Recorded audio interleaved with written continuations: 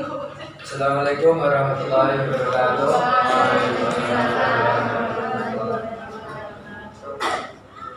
Baik, di sini kami akan mempresentasikan makalah etis yang berjudul metode tanya jawab dalam pendidikan. Yang pertama-tama, puji syukur dari Allah SWT kita bacakan padanya karena berkat rahmat taufik dan hidayahnya kita dapat berkumpul pada kesempatan siang hari ini. Yang kedua, selawat serta salam kita haturkan pada junjungan Nabi Muhammad SAW. Semoga kelak kita menjadi umat dan dapat mendapatkan syafaatnya di yaumil akhir. Amin. Yang tak lupa untuk Bapak Zainuddin Maulana Zainuddin MPDI selaku dosen pengampu hadis. Pada kesempatan kali ini kami akan mempresentasikan makalah kami yang berjudul seulangan lagi, yaitu metode tanya jawab dalam pendidikan. Sebelumnya saya akan memperkenalkan terlebih dahulu. Perkenalkan, nama saya Muhammad Nur Faiz dan teman saya. Di sini kami akan mempresentasikan makalah kami. Untuk materi yang pertama, waktu dan tempat saya persilakan untuk Yang pertama yaitu pengertian metode tanya jawab. Kata metode merupakan suatu tata cara untuk melakukan kegiatan dalam rangka mencapai tujuan tertentu. Maka dengan demikian, metode pembelajaran adalah suatu tata cara yang berhubungan erat dengan pelaksanaan proses pembelajaran. Metode digunakan menyampaikan materi pelajaran kepada siswa untuk mencapai tujuan tersebut. Metode tanya jawab dapat diartikan sebagai suatu cara yang digunakan guru dalam interaksi dengan peserta didik pada saat proses pembelajaran untuk mencapai tujuan pembelajaran yang telah ditetapkan. Metode pembelajaran yang digunakan membawa pengaruh langsung maupun tidak langsung terhadap pencapaian hasil yang diterapkan. Oleh karena itu, metode pembelajaran memegang peranan yang penting dan merupakan salah satu kunci keberhasilan proses pembelajaran proses belajar mengajar yang diselenggarakan.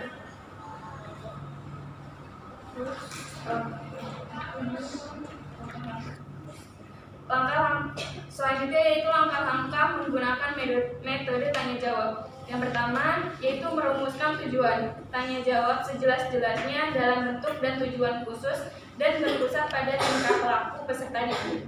Yang kedua, mencari alasan pemilihan metode tanya jawab untuk menetapkannya. Yang ketiga, kemungkinan pertanyaan yang akan dikemukakan, menetapkan kemungkinan jawaban untuk menjaga agar tidak menyimpang dari pokok persoalan. Terus selanjutnya yaitu ada prinsip metode tanya jawab. Prinsip metode tanya jawab itu ada 3, yaitu penyebaran atau distribution, berpartisipasi pada suatu kegiatan belajar mengajar. Sebaiknya guru menyebarkan giliran menjawab pertanyaan secara acak, pemberian waktu berpikir atau pausing, memberikan kesempatan kepada siswa untuk berpikir sejenak, penggunaan pertanyaan pelacak. Yang kedua yaitu penggunaan pertanyaan pelacak atau probing, dapat digunakan dengan teknik probing atau pelacak agar jawaban siswa meningkat dan menjadi lebih sempurna. Oke, yang kedua akan disampaikan oleh Bapak. Monggo, Bapak, silakan.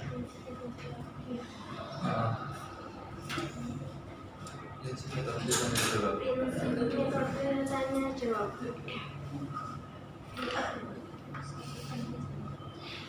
Penyebaran distribution agar siswa banyak berpartisipasi pada sesuatu kegiatan belajar mengajar. Sebaiknya guru menyebarkan giliran menjawab pertanyaan secara acak, kalau perlu secara merata. 2. Pemberian waktu berpikir pausing. Setelah mengajukan pertanyaan kepada seluruh kelas, guru sepatutnya memberikan kesepakatan kepada siswa untuk berpikir sejenak, kemudian baru menunjuk seorang siswa untuk menjawab pertanyaan tersebut.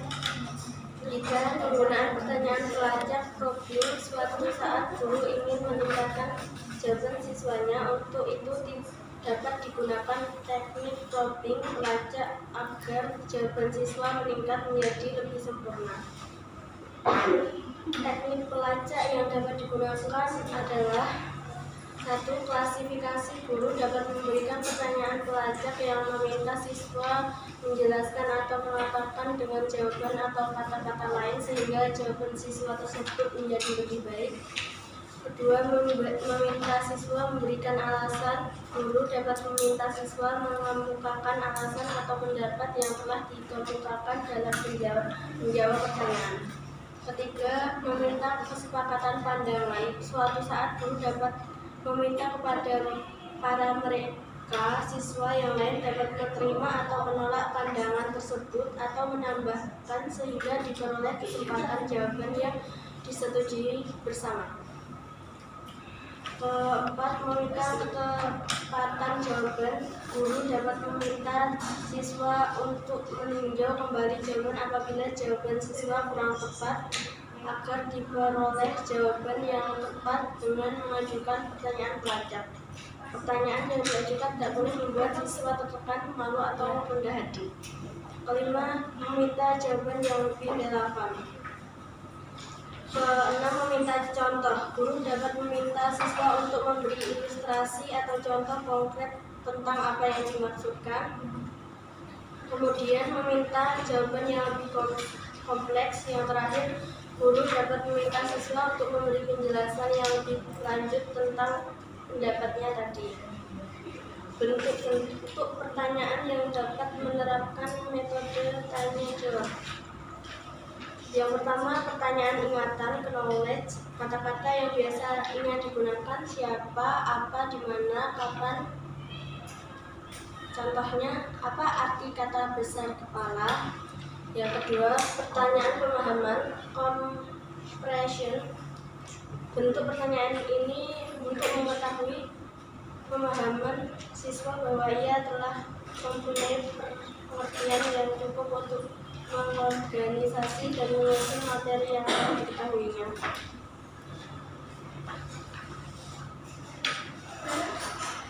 Contohnya, bandingkan novel dengan cerpen.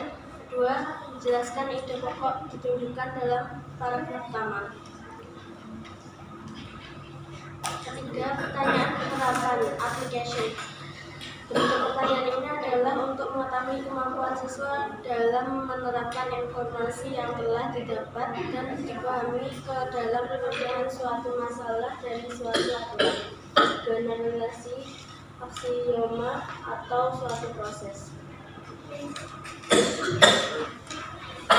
Yang keempat, pertanyaan analisis. Bentuk pertanyaan ini untuk mengetahui kemampuan siswa berpikir secara kritis dan mendalam. Siswa dituntut untuk: 1. Mengidentifikasi motif, alasan-alasan atau sebab-sebab suatu kejadian.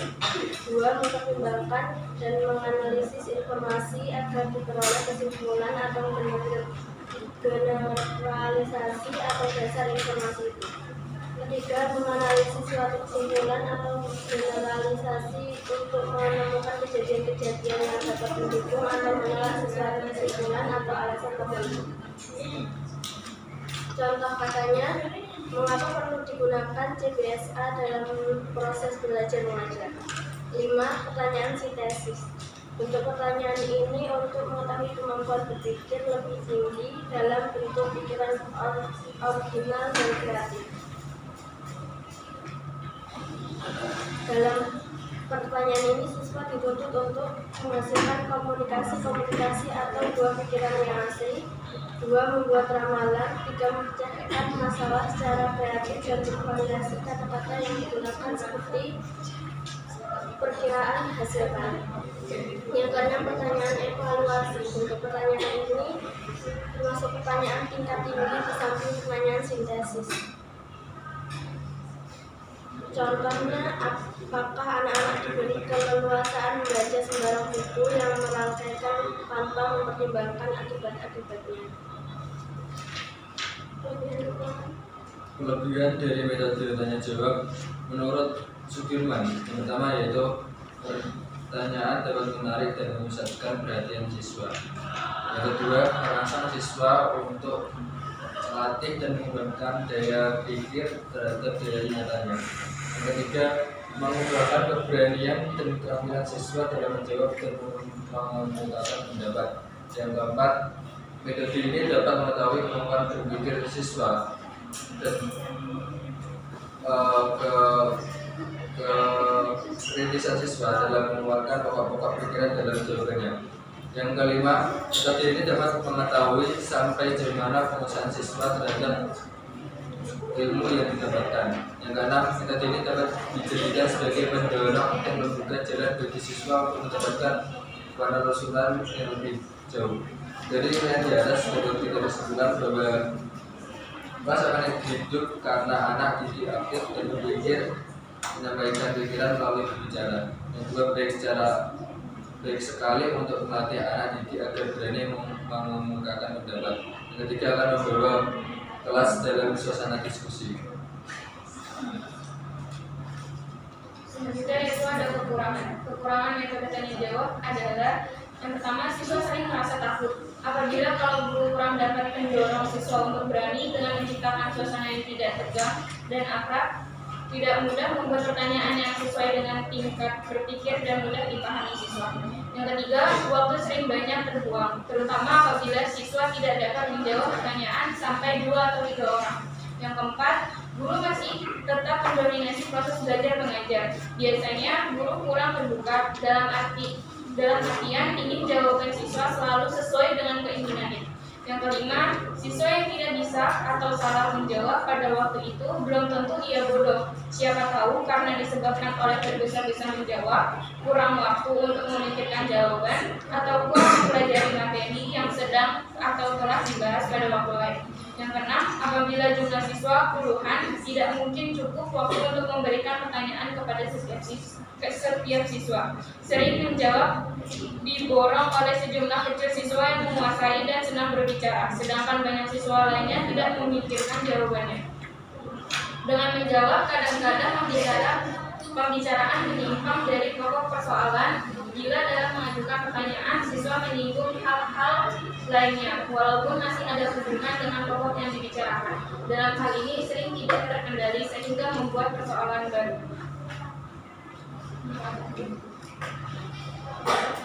Manfaat metode tanya jawab. Pertama, situasi kelas akan hidup karena anak-anak aktif berpikir dan menyampaikan pikirannya. Dua, melatih anak agar berani mengungkapkan pendapatnya dan melatih ingatan. Tiga, timbulnya perbedaan pendapat di antara anak didik akan menghangatkan proses diskusi.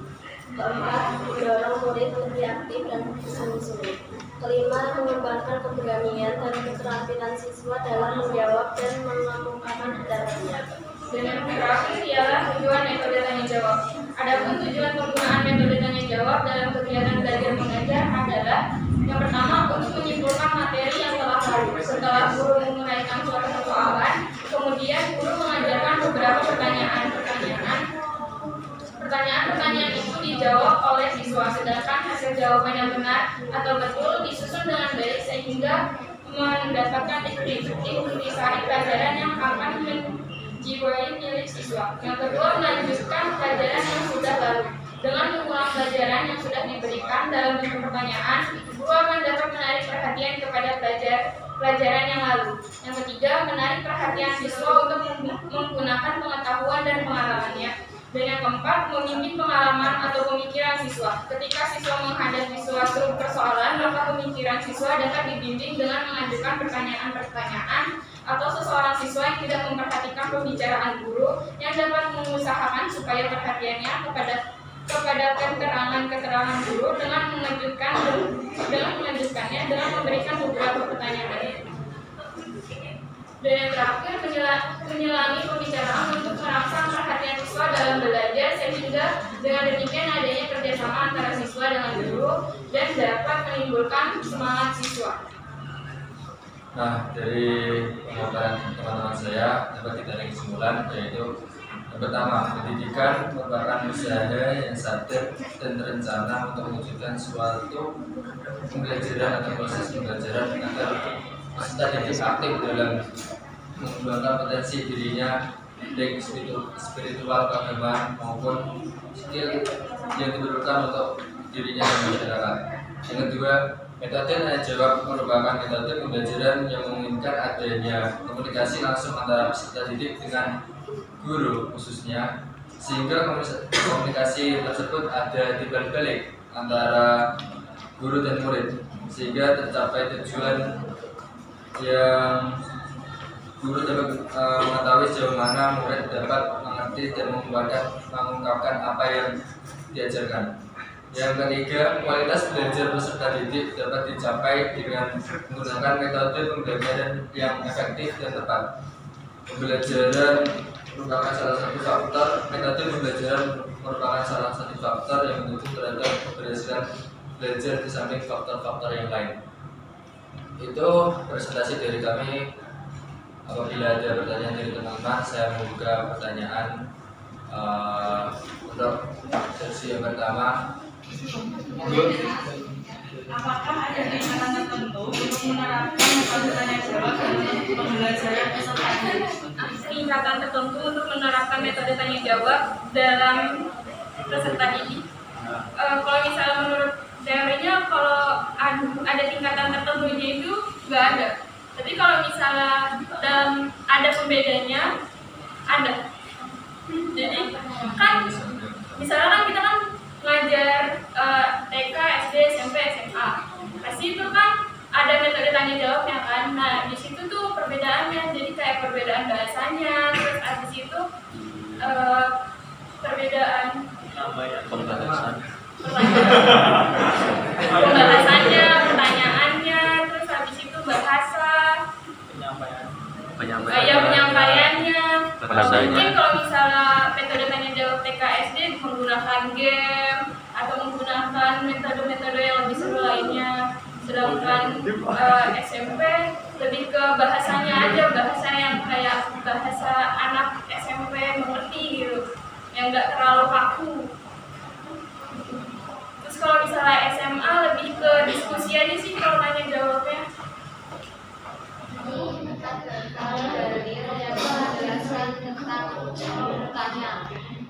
Adakah dalil yang menjelaskan tentang metode tanya jawab? Jawabannya ada, yaitu di dalam surat Al-Mujadalah ayat 11 untuk bunyi Bismillahirrahmanirrahim. Yarfa'illahu alladhina amanu minkum walladhina utul ilma wallahu bima ta'maluna basir.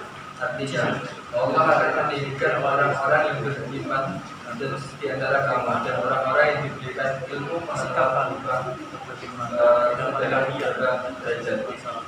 Dalam hal ini juga disampaikan oleh Rasulullah SAW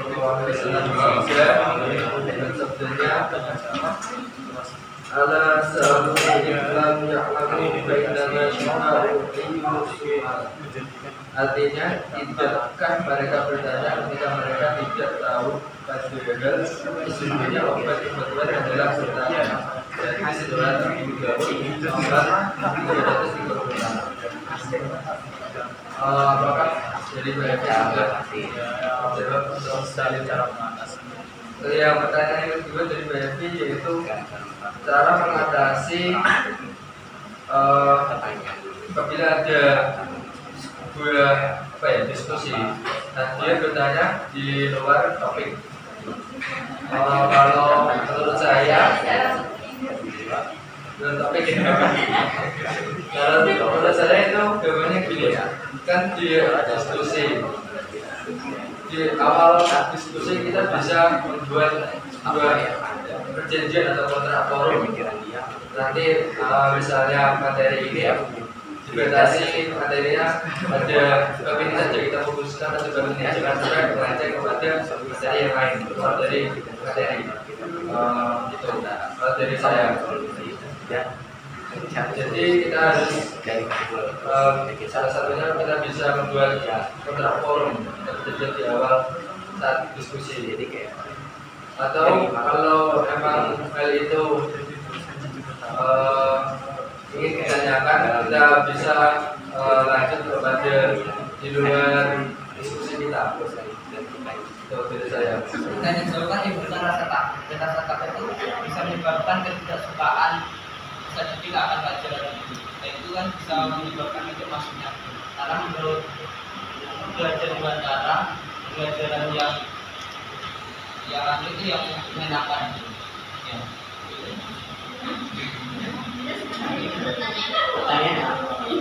Pertanyaannya apa ya? Kan tidak kan menyebabkan takut itu. Baik kan bisa menyebabkan rasa tidak suka itu bagaimana? Pertanyaan dari Mas Yuda akan dijawab oleh Mbak Alfa. Tapi kan metode tanya jawab sudah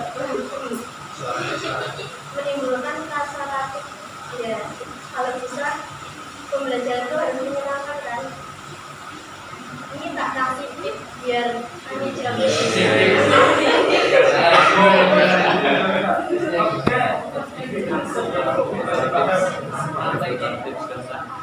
Yang pertama, materinya menarik dan menantang serta memiliki nilai aplikasi tinggi. Yang kedua, pertanyaannya bervariasi, meliputi pertanyaan tertutup, pertanyaan yang jawabannya hanya satu kemungkinan, dan pertanyaan terbuka, pertanyaan yang banyak kemungkinan jawabannya. Yang ketiga, jawaban pertanyaan itu diperoleh dari penyempurnaan jawaban-jawaban siswa. Yang keempat, dilakukan dengan teknik bertanya yang baik. Sudah? Mau Gimana Mas Yuda? Yang mau menjaga orang baik. Masih perempuan. Kalau yang seperti yang Anda sampaikan tadi mengenai kontrak belajar. Kalau misalnya kita sebagai pendidik ya, pendidik guru, seharusnya kita mengajarnya anak SD lah ya. Konteksnya ini anak-anak SD. Nah, di mana anak-anak itu mulai berpikir kritis dan aktif. Lalu apakah kita membiarkan dia memiliki pertanyaan tapi melenceng dari topik? Apakah kita kayak enggak istilahnya? Apakah kita tidak menanggapi dia? Apakah bagaimana harusnya kita menyikapi hal tersebut? Masalah ASD ya. Apabila dia bertanya di luar dari sana pembelajaran. Kalau dari saya sendiri sih, kalau ASD kan memang memang masalah khususnya untuk bertanya. Jadi kita ya selaku sebagai guru kita jawab dengan pemahaman agar dia bisa memahami dengan semudahnya dengan bahasa yang mudah dipahami. Ya gak apa-apa kalau misalnya itu anak SD itu bertanya di luar konteks. Ya emang gimana ya, anak SD emang Lagi SD. ya itu Lagi belajar tanya belajar mulai masih dia itu baru aktif-aktifnya untuk bisa bertanya atau ingin tahunya emang tinggi kan? Oh iya. Ya kita nggak apa-apa sebagai guru ya kita jawab sebisa kita dengan bahasa yang semudah mungkin agar mereka bisa memahami. Jangan kita jawab dengan bahasa yang terlalu tinggi terus membuat mereka jadi bingung. Itu dari saya. Dengan bahasa yang mudah tapi tidak bisa dipahami.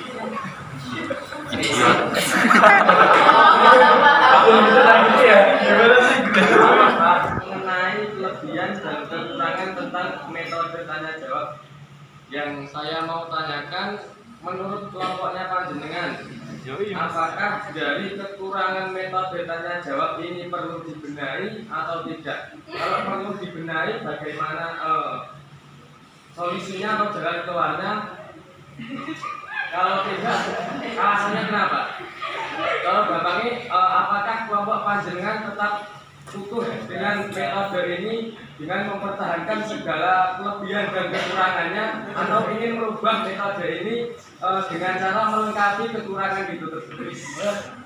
Buat pertanyaannya Mas Hanung tadi, tidak perlu dibenahi kesalahannya, soalnya itu kesalahan yang terjadi di metode tanya jawab, susah buat dibenahi. Tapi bisa dibenahi. Itu sih kalau kan kita tanya pendapat ya. Yang pendapat kan Setiap metode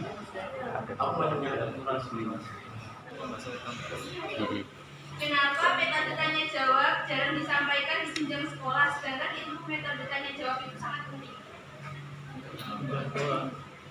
Juga Aulia, kenapa materi atau ilmu tentang metode tanya jawab ini tidak atau jarang disampaikan pada jenjang pendidikan,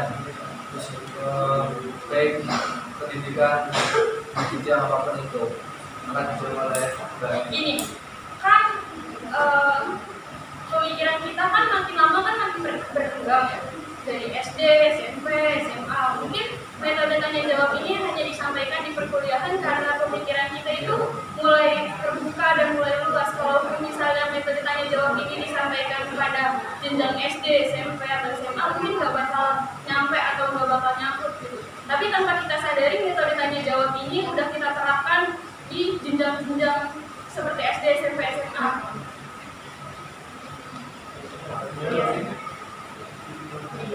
Ini nama namanya ya, tidak capek. Oke, mungkin itu presentasi dari kami. Apabila ada pendapat atau perkataan kami yang kurang tepat, mungkin ini pendapat dari kami. Mungkin Bapak Zain bisa membenarkan apabila kami salah, dan apabila di dalam presentasi kami dapat bahasa atau perkataan yang kurang benar, kami mohon maaf yang sebesar-besarnya. Akhir kata, kami mengucapkan terima kasih. Assalamualaikum warahmatullahi wabarakatuh. Waalaikumsalam.